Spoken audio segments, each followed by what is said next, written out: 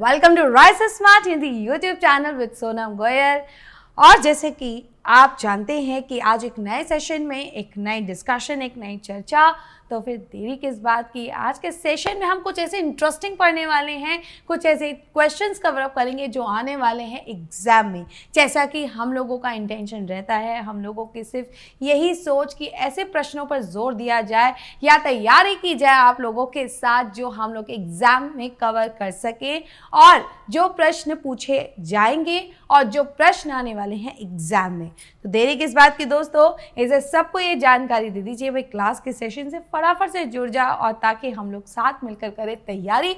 तो चलते हैं आगे की और सेशन को शुरुआत करते हुए, लेकिन उससे पहले मुख्य जानकारी कि राइस स्मार्ट एप्लीकेशन पर है कंप्लीट एसएससी सॉल्यूशन बैच, यानी हमारी ओर से ऐसा सॉल्यूशन बैच जहां पर एसएससी घर पे बैठ के तैयार कीजिए। एक ही बैच के माध्यम से पूरी एसएससी की तैयारी, क्योंकि ये हमने निकाला है सॉल्यूशन, हमारे एक्सपर्ट्स की गाइडेंस में तैयार किया ये कोर्स, जिसमें आप देख रहे हैं बहुत सारे फीचर्स आपको यहाँ पे प्रोवाइड किए जा रहे हैं। जैसे कि यहाँ पर डेली 3 आवर्स लाइव क्लासेस मिलेगी, यानी आप देखते हैं कि घर बैठे ही आप जो है एक दिन में 2 क्लासेस कवर करेंगे, यानी पर डे आपकी 2 क्लासेस चलेंगी, जहाँ 1.5 आवर्स यानी 1.5 घंटे की एक क्लास।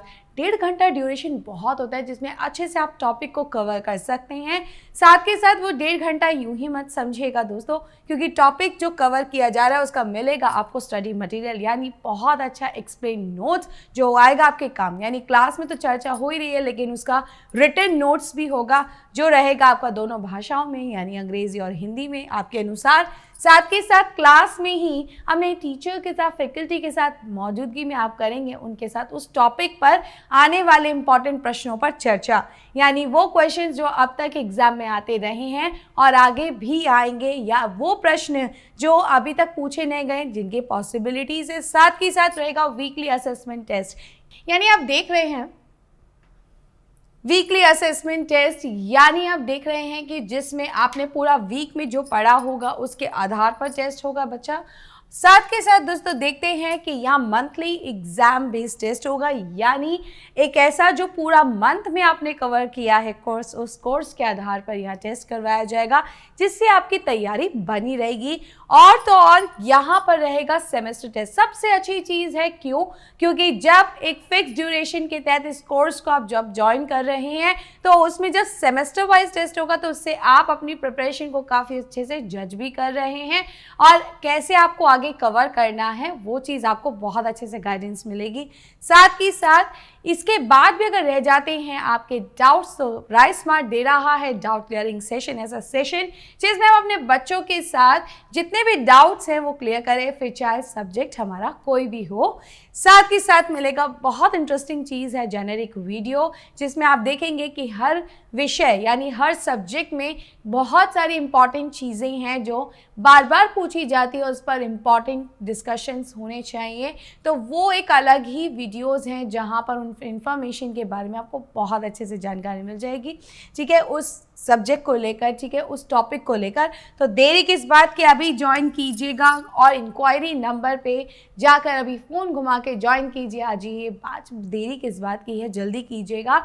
और साथ के साथ मेरे अपने खुद के बच्चों के लिए यहाँ पर मेरी ओर से है डिस्काउंट, तो इसीलिए आप लोग यूज़ कीजिए मेरा कोड SG500, जिसे यूज़ करने के बाद आपको इस कोर्स में मिलेगा डिस्काउंट। तो चलते हैं आगे के सेशन को प्रोसीड करते हुए, ठीक है, जिसमें आप देखते हैं पहला प्रश्न आपके सामने स्क्रीन पर नजर आ चुका है। क्या है? Token currency was made of, सांकेतिक मुद्रा डैश से बनी थी, सिल्वर, गोल्ड, ब्रॉन्ज, कॉपर। बड़ा अच्छा प्रश्न है, क्योंकि ये जो है एग्जाम में कई बार पूछा गया है, बहुत इंपॉर्टेंट है।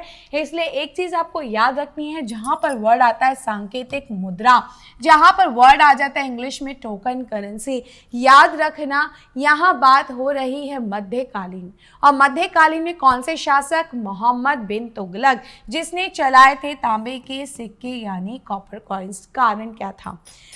अगर मैं बात करना चाहूँ यहाँ पर, मतलब इस प्रश्न के ऊपर चर्चा हम करें तो हम इसमें बहुत सारी चीज़ें देख सकते हैं, जैसे कि दिल्ली सल्तनत यानी मोहम्मद बिन तुगलक जिसकी हम बात कर रहे हैं, ठीक है, मोहम्मद बिन तुगलक, और काफ़ी अच्छे समय तक इसने शासन किया था, जैसे कि आप देखते हैं 1325 ईसा से 1391 ईसा तक काफ़ी अच्छा शासनकाल इसका रहा था। यानी बात हो रही है दिल्ली सल्तनत। दिल्ली सल्तनत में इल्तुतमिश के बाद अगर किसी ने मुद्रा में सुधार किए थे, परिवर्तन किए थे, तो वो कौन थे? मोहम्मद बिन तुगलक। ये परिवर्तन जो थे काफ़ी हद तक नुकसानदायक साबित हुए। क्यों कहा जाता है कि मोहम्मद बिन तुगलक ने अपने शासनकाल में बहुत सारे प्रोजेक्ट्स चलाए थे, जिनमें से एक ये था। इससे पहले ये राजधानी परिवर्तन कर चुके थे, जिस राजधानी परिवर्तन में काफ़ी हद तक इन्हें घाटा हुआ, जो असफल रहा था। उसके बाद इन्होंने इस प्रोजेक्ट को लॉन्च किया था लगभग 1330 ईसा में, क्योंकि कई जगह 1328 ईसा से लगभग माना जाता है, ठीक है। तो हम कहते हैं 28 से 30 ईसा के बीच के ड्यूरेशन की बात है जब इन्होंने ये मुद्राएं चलाई थी।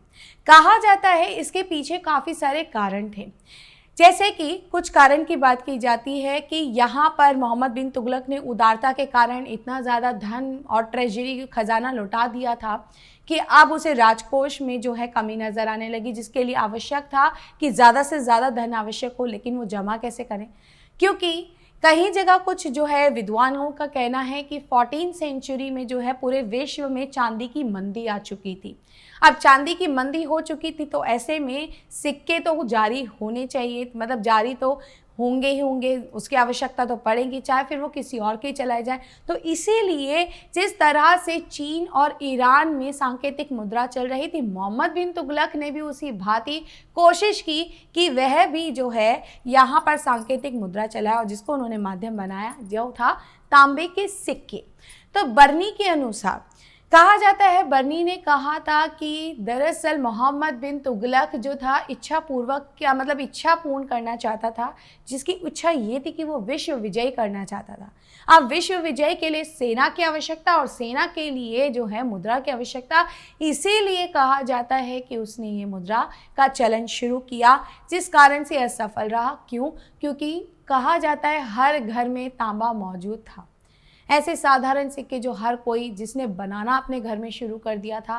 ख़ास तौर से ये भी कहा जाता है कि इस तरह की कोई भी पहचान, इंपीरियल छाप जिसे कहते हैं ना, प्रशासनिक छाप, जो हमारे सिक्कों पर अक्सर आज भी हम देखते हैं मिलता है, जिससे पता चलता है ये इंडियन गवर्नमेंट का है, ठीक है। इस तरह से उस पर राजशाही छाप जो था इतना कुछ महत्व नहीं नज़र आता था, मतलब उसमें इतना ज़्यादा उसको मतलब कहते हैं ना प्रेशराइज नहीं किया गया था, जिसके कारण असली सिक्के और फेक सिक्कों के बीच में भेद करना बहुत ही आसान नहीं था, ठीक है। ये बहुत ही ज़्यादा जो था कॉमन हो चुका था, और इसकी वजह से ये असफल रहा, ठीक है। तो ये थी सारी जानकारियाँ किसके बीच में, किसके को लेकर, सांकेतिक मुद्रा को लेकर, ठीक है। तो देखते हैं मोहम्मद 1328 से 1330 ईसा के बीच में इन्होंने, यानी मोहम्मद बिन तुगलक ने सांकेतिक मुद्रा चलाई, ठीक। तो वहीं पर जो है यह सांकेतिक मुद्रा का प्रचलन असफल हुआ।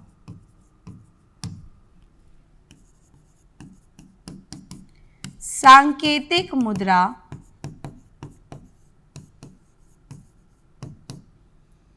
तांबे से निर्मित थी, जिसका प्रयोग चांदी के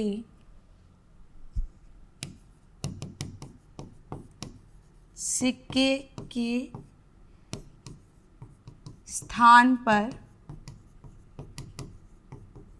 किया गया था, ठीक है। तो राजधानी परिवर्तन के बाद हुआ था, किसके द्वारा हुआ था, किस चीज़ का था, किसके स्थान पर था, ठीक है। और जो है ये सफल रहा या असफल रहा था, क्योंकि कई बार मोहम्मद बिन तुगलक के जो प्रोजेक्ट्स आते हैं उनमें से प्रोजेक्ट को मेंशन करते हुए पूछते हैं इनमें से कौन से असफल थे, तो तब आपको मालूम होना चाहिए सांकेतिक मुद्रा का भी इनका असफल रहा था। ठीक है, तो बाकी जो चर्चा भी हमने की उसके दौरान भी मैंने बहुत सारे जो पॉइंट्स बोले उसको भी आप कवर कीजिएगा। और चलते इसी के साथ आगे नेक्स्ट क्वेश्चन की ओर।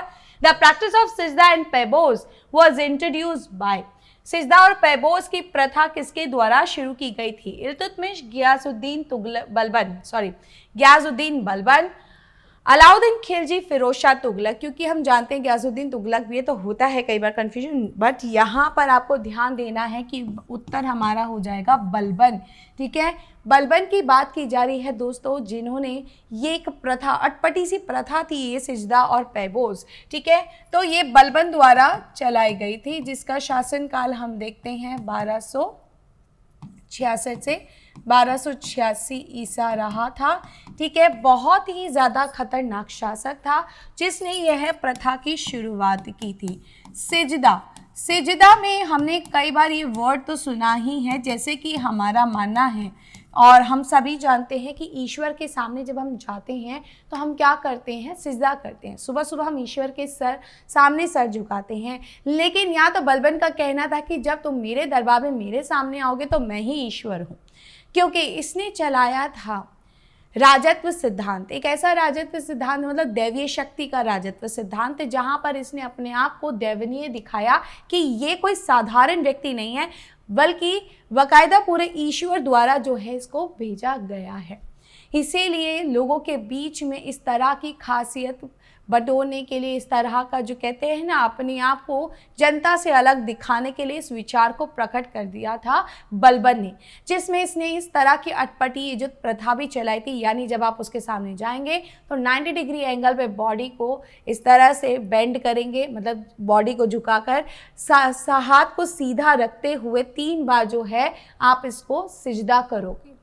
ठीक है, और कई जगह बताया है कि मतलब जो है पूरी तरह से ग्राउंड को टच कर दोगे। ठीक है, साथ ही साथ कहा जाता है पैबोस यानी सलाम करना। ठीक है,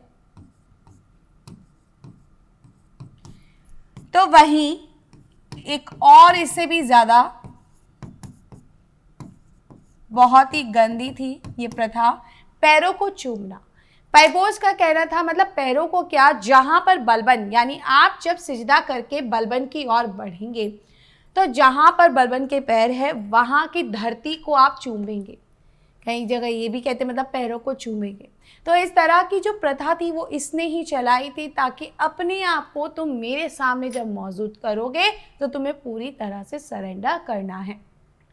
तो जहाँ बलबन की अगर इस अजीब व गरीब नीति की बात करते हैं तो इसमें एक और नीति का भी उल्लेख कर लेते हैं जो बहुत इंपॉर्टेंट नज़र आता है, और वो कौन सी है? लौ व रक्त नीति। अगर मैं अभी यहाँ बात करूँ तो कुछ ऐसे स्टूडेंट हैं जिन्होंने थोड़ा बहुत अगर सुना भी है तो ये अलाउद्दीन के कॉन्टेक्स्ट में सुना है, जो आगे जाके शासन करेंगे खिलजी वंश के माध्यम से। लेकिन आप जानते हैं दरअसल अलाउद्दीन खिलजी ने इसे अपने शासनकाल में भी मतलब फॉलो किया था, लेकिन शुरुआत तौर पे देखते हैं बलबन, जिसका जिक्र आपको शायद कहीं जगह ना मिले, कहीं जगह आपको मिल जाता है। ठीक है, तो लौ व रक्त नीति दरअसल इन्होंने अपनाई थी, बलबन ने अपनाई थी किसके खिलाफ? मंगोलियों के खिलाफ। मंगोली जो निरंतर आक्रमण करते थे भारत पर, ये सोच के कि कभी भारत के साम्राज्य को वो जीत लेंगे।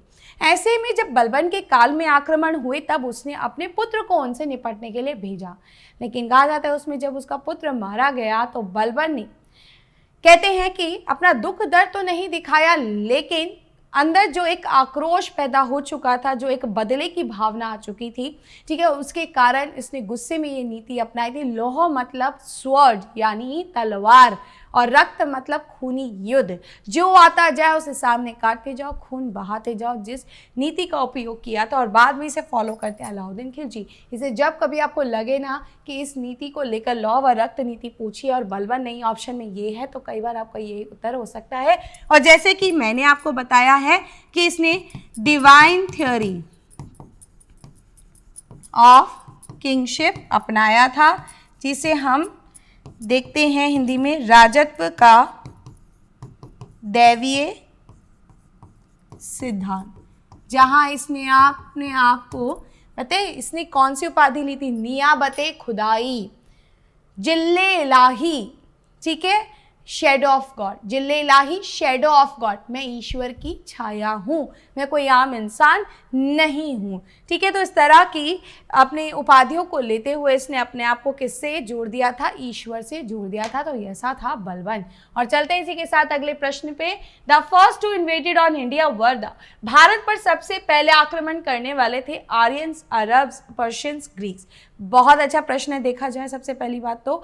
और जो मुझे यहाँ पर एक एग्जाम्पल सेट करना है ना आप लोगों के सामने, देखिए कई ऐसे प्रश्न होते हैं जो इजीली बता देते हैं कि मिडिवल इंडिया से है, मॉडर्न इंडिया से या फिर एंशिएंट इंडिया से, लेकिन ये एक प्रश्न आप ऐसे देख रहे होंगे जहां पर हिस्ट्री के कॉमनली तीनों एराज को यानी युगों को मिलाकर, ठीक है, काल को मिलाकर जहां ये प्रश्न है, तो बहुत अच्छा प्रश्न, एक अलग प्रश्न है। इसीलिए जब हम देखते तो हम शुरुआती दौर से एंशिएंट से चलेंगे। इसमें आप ये डिफाइन नहीं करेंगे कि अच्छा ये मध्यकालीन से है तो मध्यकालीन से बात हुई है, क्योंकि यहाँ पर ऑप्शंस के सब कहीं पर क्वेश्चन को अंडरस्टैंड करने के लिए ऑप्शंस चाहिए होते हैं, मतलब ऑप्शन से अंडरस्टैंड कर पाते हैं।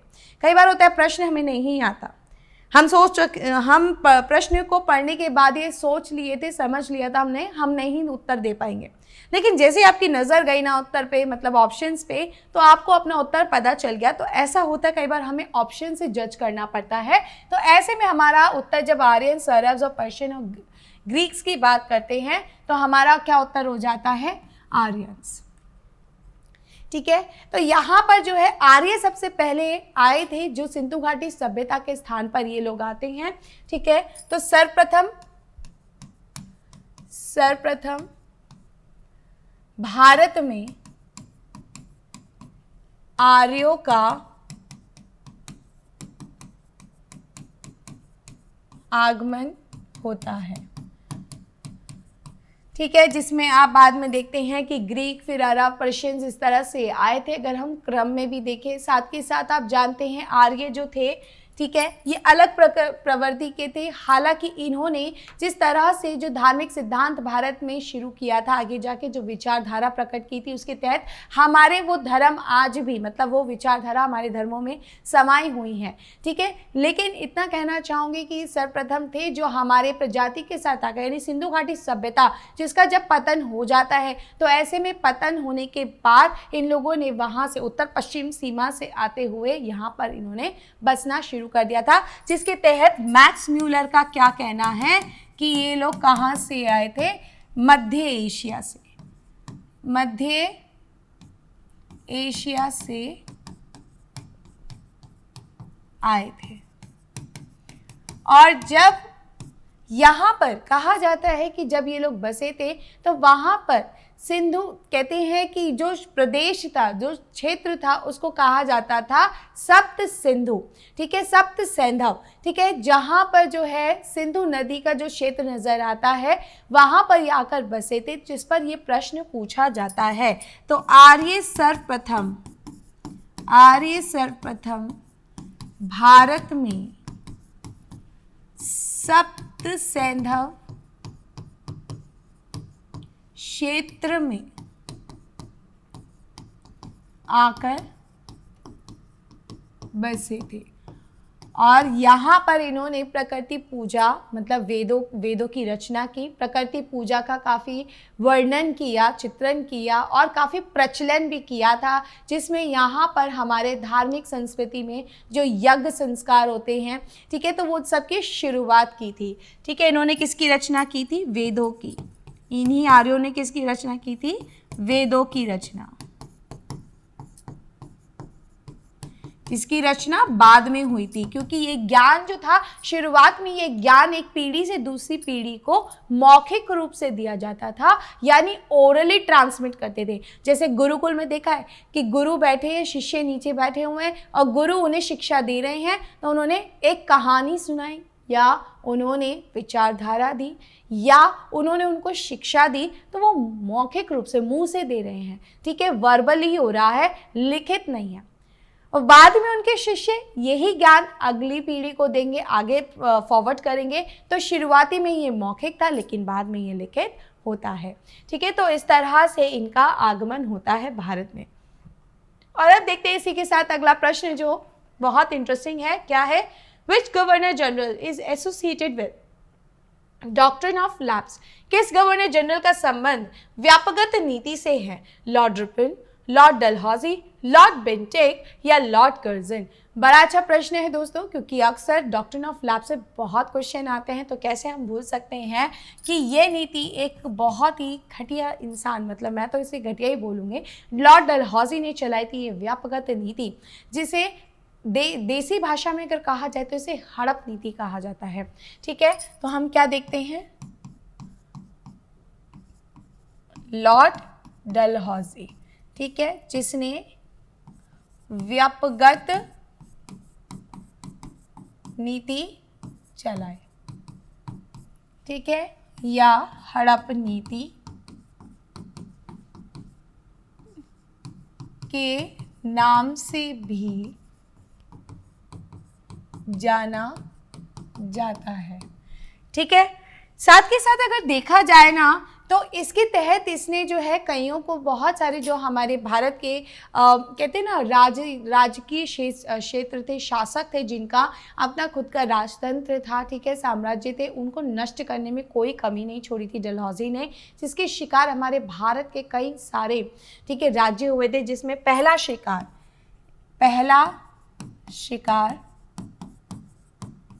1848 ईसा में सतारा हुआ था। ये प्रश्न आता है बहुत। और अगर हम बात करें 1853 ईसा में इसने झांसी को जीत लिया था।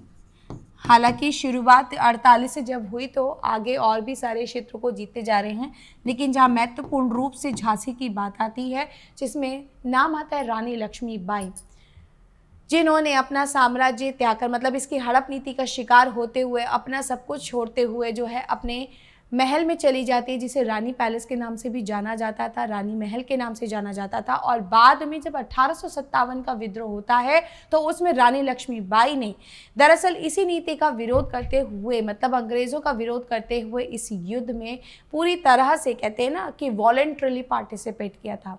ठीक है, तो बहुत बड़ी भूमिका उनकी रही थी। ठीक है, झांसी को 1853 ईसा में इसने झांसी को हड़प लिया। ठीक है, तो ये था डलहौजी जिसने ये नीति चलाई थी। साथ के साथ आप जानते हैं कि एक तरफ जहाँ पर इसने भारत में मतलब इस तरह की नीति से भारत के राज्यों को जीतना चाहा, वहाँ दूसरी तरफ इसने काफ़ी सारे कार्य किए थे, जिसके लिए काफ़ी लोग जो हैं इसकी तारीफ भी करते हैं। जैसे कि पहली रेलवे लाइन, भारत की जो पहली रेलवे लाइन आई थी, ठीक है, वो किसने, मतलब किसके काल में होती है? डलहौजी के काल में शुरुआत होती है, पहली स्थापना उसके काल में होती है। टेलीग्राफ लाइन इसने चलाई थी, पब्लिक वर्क डिपार्टमेंट इसने स्थापित किया था, और तो और जो आगे जाके कैनिंग के काल में हम देखते हैं कि चाइल्ड मैरिज जो है समाप्त होता है, उसके लिए पहले से ही आज्ञा प्रदान हो चुकी थी डलहौजी के काल में। और जैसे कि हम व्यापकगत नीति की बात करते हैं तो यह एक महत्वपूर्ण कारण बना था 1857 के विद्रोह का। यह 1857 के विद्रोह में, यह 1857 के विद्रोह में एक महत्वपूर्ण राजनीतिक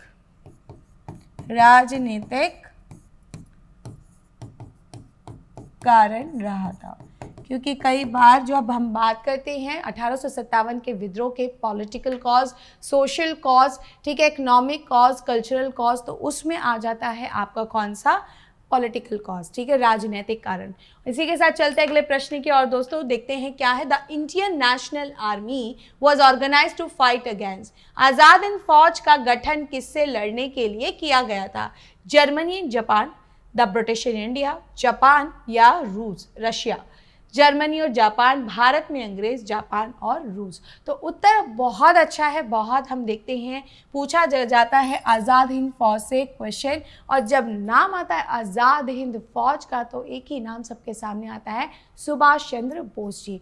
तो देखते हैं कि ऑब्वियसली इसका एक मोटिव बहुत सिंपल था, भारत में अंग्रेज़ों के खिलाफ इसके मतलब जो है इसका गठन किया गया था, निर्माण किया गया था, जिसका निर्माण 1943 ईसा में होता है, ठीक है। और किसके नियंत्रण में, मतलब अगर हम बात करते हैं, इसका निर्माण रास बिहारी बोस के द्वारा किया गया था, जिसकी बागडोर बाद में संभालने के लिए सुभाष चंद्र बोस को सौंप दी गई थी, जिसका निर्माण कहाँ पर होता है, सिंगापुर में।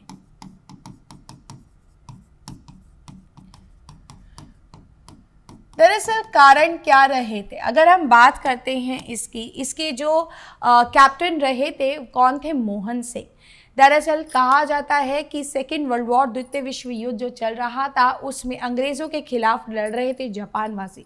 अब जापानवासी जो तैयार थे भारत की ओर आक्रमण करने के लिए, लेकिन उन्हें भारतीयों से कोई परेशानी नहीं थी, उन्हें भारत में रहने वाले अंग्रेज़ों से परेशानी थी, जिसके कारण जो है बहुत हद तक आप जानते हैं इसी नुकसान को तो देखते हुए समझते हुए महात्मा गांधी ने क्या घोषित कर दिया था 1942 में, क्विट इंडिया मूवमेंट, भारत छोड़ो आंदोलन। तो वहीं दूसरी तरफ जो कैप्टन मोहन के अंडर में इतनी बड़ी सेना थी, जहां पर कई जगह 40,000 कई जगह 48,000 बताते हैं, तो ये सेना जो है इसका उपयोग कर दिया गया उल्टा अंग्रेज़ों के खिलाफ, ठीक है। हालांकि जापान वासियों से लड़ने के लिए सेना को बॉर्डर पे लगाया गया था, रखा गया था, लेकिन अब ये उल्टा इनके ऊपर ही भारी पड़ गया था। तो इसके कैप्टन कौन होते हैं, मोहन सिंह, ठीक है, कैप्टन मोहन सिंह। और साथ ही साथ इसका निर्माण रास बिहारी बोस द्वारा किया गया, जिसकी बागडोर सुभाष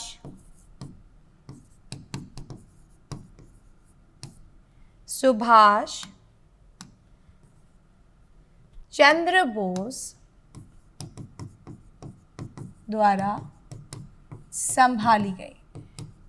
यानी अगर इसे सिंपल लैंग्वेज में बोले इंग्लिश में, ठीक है, lead by Subhash Chandra Bose. English में हम देखेंगे लीड बाय सुभाष चंद्र बोस, ठीक है। तो इससे आपको याद रखना है। साथ ही साथ आप जानते हैं कि ये जो सेना तैयार थी, तो इसी को एड्रेस करते हुए यहाँ पर बहुत अच्छा विचार बोला था सुभाष चंद्र बोस जी ने कि जा रहे हैं हम भारत की आज़ादी के लिए भारत की ओर, और अगर तुम लोग तैयार हो भारत की आज़ादी के लिए तो मैं देता हूँ तुम्हें, कि मतलब तुम लोग तैयार हो अपना खून बहाने के लिए, तो मैं देता हूँ गारंटी कि मैं दिलाऊंगा तुम्हें आज़ादी, यानी तुम मुझे खून दो मैं तुम्हें आज़ादी दूंगा का नारा दिया था। तो इसी को कहते हैं ना, इसी दौरान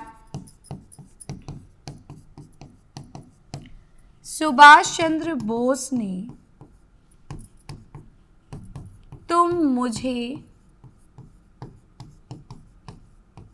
खून दो मैं तुम्हें आज़ादी दूंगा का आज़ादी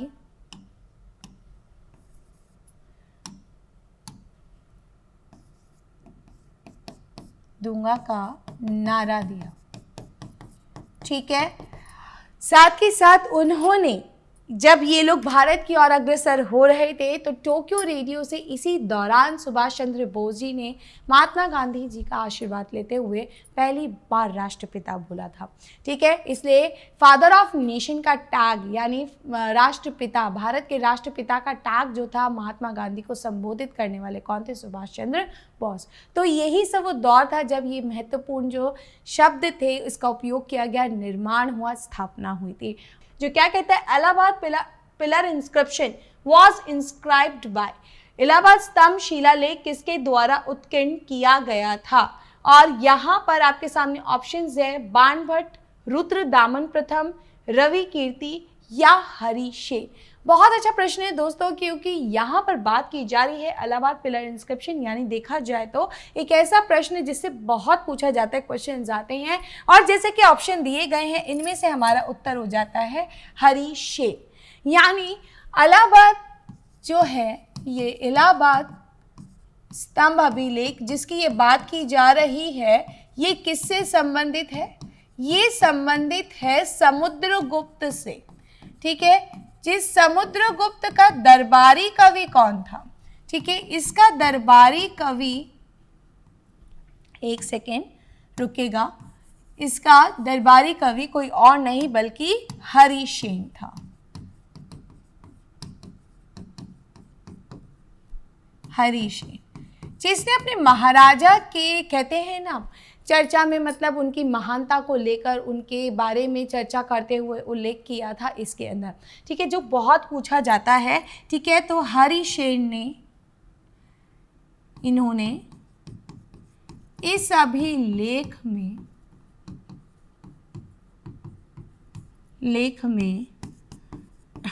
अपने शासक समुद्रगुप्त की विजय की प्रशंसा की है। समझ रहे, काफी तारीफ की है इन्होंने। ठीक है, साथ के साथ अगर हम देखते हैं तो इसी आधार पर, क्योंकि जानते हैं जो अंग्रेज हमारे भारत का इतिहास लिख रहे थे, बड़े ही उत्सुक थे हमारे भारत को जानने के लिए, तो उनमें से थे एक विंसेंट स्मिथ, जिसने जब इस अभिलेख को पढ़ा और इसमें इनकी विजय यानी विक्ट्री के बारे में समझा, तो जानते हैं विंसेंट स्मिथ ने हमारे शासक समुद्रगुप्त को कह दिया भारत का नेपोलियन। नेपोलियन को नहीं कहा था कि फ्रांस का समुद्रगुप्त, मतलब जो है फ्रांस का समुद्रगुप्त, बल्कि यहाँ पर हमारे जो शासक है उनको बोल रहे हैं भारत का नेपोलियन। बट ये क्वेश्चन आता है कि भारत के नेपोलियन को किस नाम से जाना, मतलब किसको कहा जाता है? तो उत्तर हो जाता है समुद्रगुप्त, जिसे कहने वाले कौन थे? Vincent Smith. सॉरी, एक नाम इंग्लिश एक नाम हिंदी चलता है, कोई बात नहीं, ने समुद्रगुप्त को भारत के नेपोलियन की संज्ञा दी।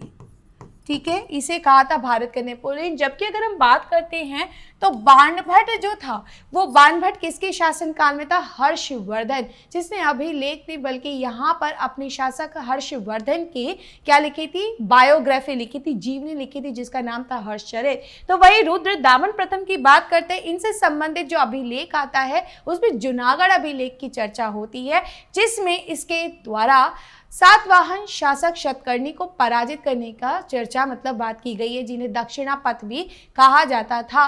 तो वही साथ के साथ या सुदर्शन झील की मरम्मत के ऊपर भी यहाँ पर जिक्र किया गया है। और ये कोई जो है कोई दरबारी नहीं थे, बल्कि रुद्रदामन प्रथम जो है शक शासक है। ठीक है, तो जिनके बारे में हमें जो जानकारी मिलती है जूनागढ़ अभिलेख से। तो वही रवि कीर्ति की हम बात करते हैं, तो रवि कीर्ति का जो हमें संबंध मिलता है वो इनके शासक पुलकेशी द्वितीय, जो चालुक्य शासक थे, उनके बारे में मिलता है, जिसके बारे में इन्होंने मतलब ए होल इंस्क्रिप्शन यानी ए होल अभिलेख में अपने शासक की प्रशंसा करते हुए उनकी जानकारी दी थी। इससे उत्तर हमारा कौन हो जाता है? इलाहाबाद स्तंभ अभिलेख। याद रखना, हरिशेन। ठीक है, तो ये बहुत महत्वपूर्ण है, जो अक्सर एग्जाम में आता है, जिसे आपको मालूम होना चाहिए। और इसी के साथ आज का हमारा ये सफर। तो कैसा रहा आज का सेशन? फटाफट से कॉमेंट बॉक्स में लिखकर जरूर बताइएगा, और इसी तरह के प्रश्नों के ऊपर चर्चा करने के साथ बने रहिएगा मेरे साथ इस प्लेटफॉर्म पर। फिर से मिलूंगे अगले सेशन में एक नए डिस्कशन, एक नए कंसेप्ट के साथ। तब तक मुझे दीजिए आज्ञा, टाटा, बाय बाय।